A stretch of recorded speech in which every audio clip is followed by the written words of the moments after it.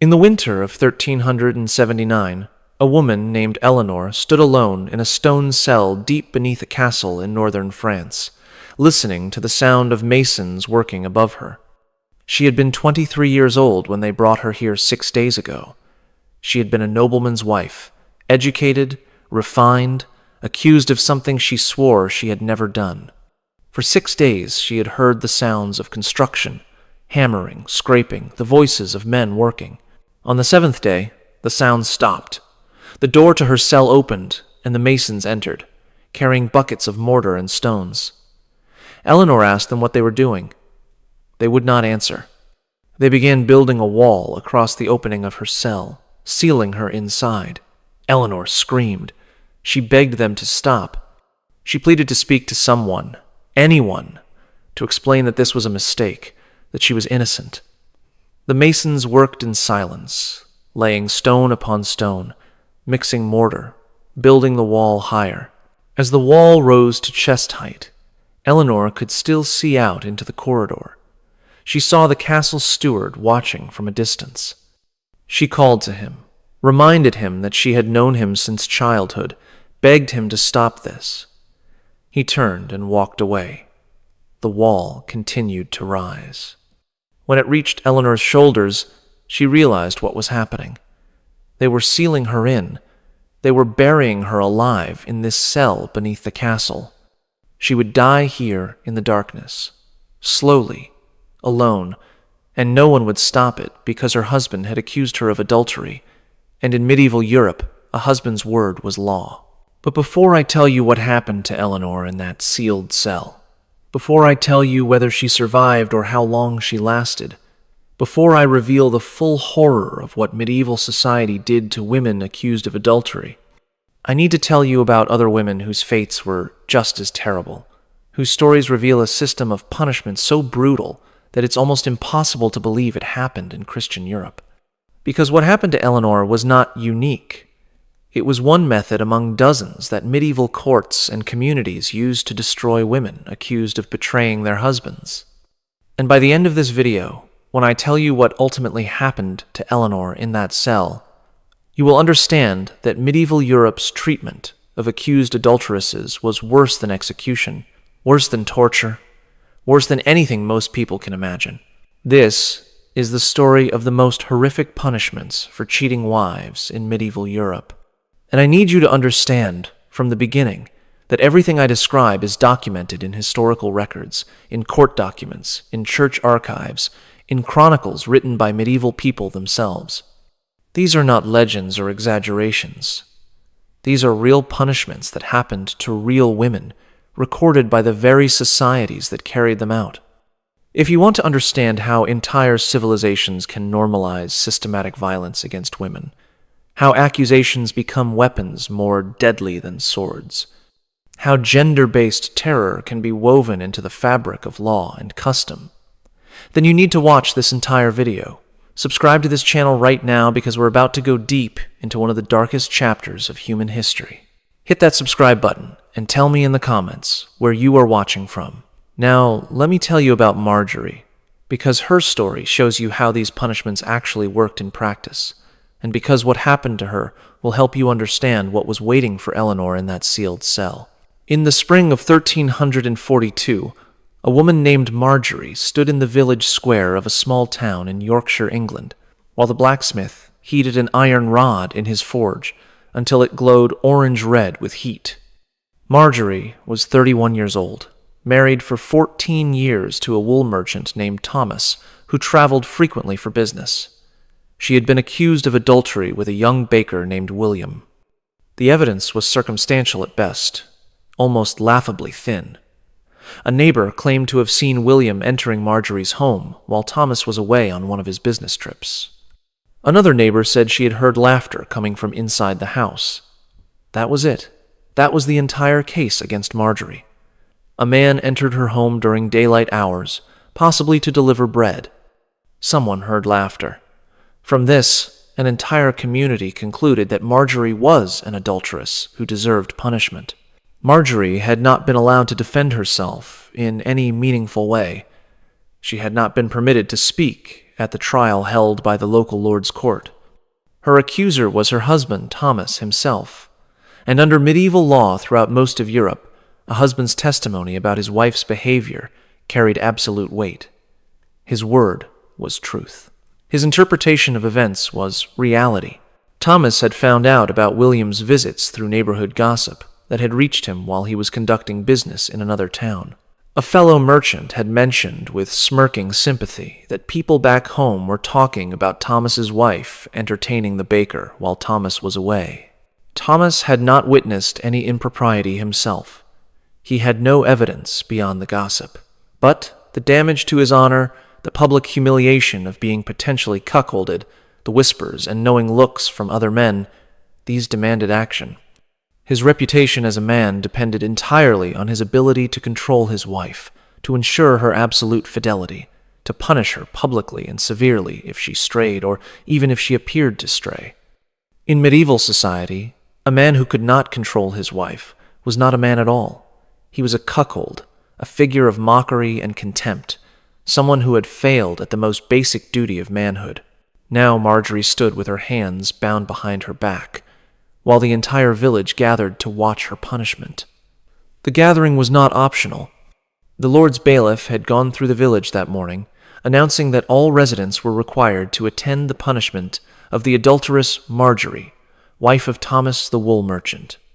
Attendance was mandatory because these punishments were not just about punishing the individual.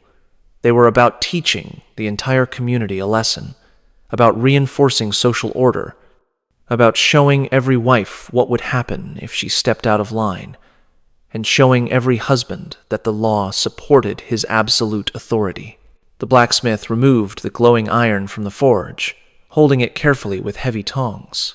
It was a simple rod, about 6 inches long and an inch wide, with a flat end that had been carefully shaped into the letter A for adulteress. The shaping had been done the previous day while Marjorie sat in a cell beneath the manor house, listening to the sound of metal being hammered and knowing that iron was being prepared to mark her flesh permanently. Marjorie could feel the heat radiating from the metal as the blacksmith approached her, the rod glowing bright orange, waves of heat distorting the air around it. She tried to back away, an instinctive recoil from the approaching agony. But 2 men stepped forward and grabbed her arms, holding her firmly in place. One of them was her own cousin, a man she had known her entire life, but his face showed no sympathy, no doubt only a grim determination to do his duty as a member of the community enforcing justice. The blacksmith positioned himself directly in front of Marjorie. He looked into her eyes for just a moment. Was that pity? Apology? Or simply the cold efficiency of a craftsman about to perform a task? Then pressed the glowing iron against Marjorie's left cheek. The sizzle of burning flesh was audible across the entire square, a sound like meat being seared on a hot pan, sharp and stomach-turning. Marjorie screamed, a sound of such pure, undiluted agony that it seemed to come from somewhere deeper than her throat, torn from her very soul. The scream echoed off the buildings surrounding the square, bouncing back and forth, filling the air with the sound of her suffering. The smell of burning flesh and hair filled the air, acrid and nauseating, making several people in the crowd turn away or cover their noses. But most watched with grim fascination, their faces showing a mixture of righteous satisfaction, vicarious horror, and perhaps relief that they were standing in the crowd rather than being held at the center of it. The blacksmith held the iron in place for several seconds that must have felt like hours to Marjorie, ensuring the brand would be deep enough to scar permanently, clear enough to be read easily, marking her forever as an adulteress. When he finally removed the iron, Marjorie collapsed to her knees, her legs no longer able to support her weight. She sobbed and gasped, her hands still bound behind her back so she could not even touch her face or try to ease the burning pain. The letter A was burned into her left cheek, about 2 inches high, the flesh charred black in the center with red, blistering skin around it. Blood mixed with clear fluid oozed from the wound. Everyone who saw her for the rest of her life would know immediately what she had done or what she had been accused of doing. She would never be able to hide her shame. She would never be able to start over somewhere else where people did not know her history. The brand announced her disgrace to anyone who looked at her face. But the branding was only the beginning of Marjorie's punishment, and this is crucial to understand about medieval justice for accused adulteresses. The punishment was never just one thing. It was always multiple, always public, always designed to destroy the woman physically, socially, economically, and psychologically. The goal was not simply to punish the specific act of adultery, which in Marjorie's case had never even been proven to have occurred, but to utterly annihilate the woman as a person, to make her an example so terrifying that every other woman in the community would be paralyzed with fear at the mere thought of stepping out of line. After the branding, Marjorie was barely conscious from pain and shock. The agony radiating from her cheek was so intense that it seemed to fill her entire head, making it difficult to think or see or process what was happening around her. The flesh of her cheek was charred black in the center where the metal had pressed longest, already beginning to blister and swell. Blood mixed with clear fluid oozed from the wound, running down her jaw and dripping onto her dress. The pain was so overwhelming that it dominated every sense, every thought, every moment of existence. But the crowd was not satisfied. They had come for a spectacle, for justice, for entertainment that broke up the monotony of medieval village life. The spectacle had to continue. Under English common law and local custom that had been practiced for generations, a woman convicted of adultery faced multiple forms of punishment, each one designed to humiliate her thoroughly and to ensure that she would serve as a warning to every other woman in the community. Marjorie was dragged across the square, her feet barely able to move, leaving tracks in the dirt where she stumbled. The men hauling her showed no gentleness, no consideration for her pain. She was pulled to the pillory that stood permanently erected in the center of the square, a wooden framework with holes for the head and hands that had been built decades ago and had held countless people over the years. The wood stained dark from weather and from the bodily fluids of those who had been locked in it. The pillory was designed not just to hold the condemned, but to cause them physical suffering. It forced the person into an extremely uncomfortable bent-over position that made breathing difficult and caused severe back and neck pain within minutes. The hole for the neck was deliberately small, pressing against the throat, and the holes for the wrists were positioned so that the arms were stretched uncomfortably. Standing in the pillory for even an hour was agonizing. Standing for 3 hours, as Marjorie would be required to do, was a form of torture in itself. Marjorie's neck and wrists were locked into the device, the wooden bars closed and secured with an iron pin. She was forced to stand bent over at an unnatural angle, her back already beginning to ache, her neck compressed by the wooden collar. A sign was hung around her neck, suspended from a rope so it dangled against her chest, reading in large letters painted in black, "Adulteress and War." The words could be read from across the square, ensuring that anyone who happened to pass by would understand exactly what crime this woman had committed and what category of person she was. Then the real humiliation began, the part that would be seared into Marjorie's memory forever, the part that would destroy something essential in her, even if her body survived. In medieval Europe, public punishment was participatory. The crowd was not just supposed to watch passively like modern observers at a criminal proceeding.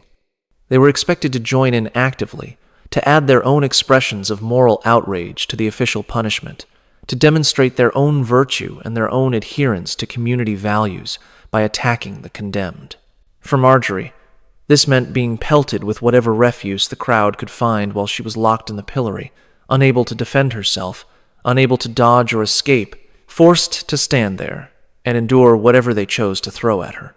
The first projectile was a rotten cabbage, thrown by an old woman who lived 3 houses down from Marjorie and who had always watched her with suspicious eyes. The cabbage hit Marjorie in the face, spattering across the fresh brand on her cheek and making her scream again from the renewed agony.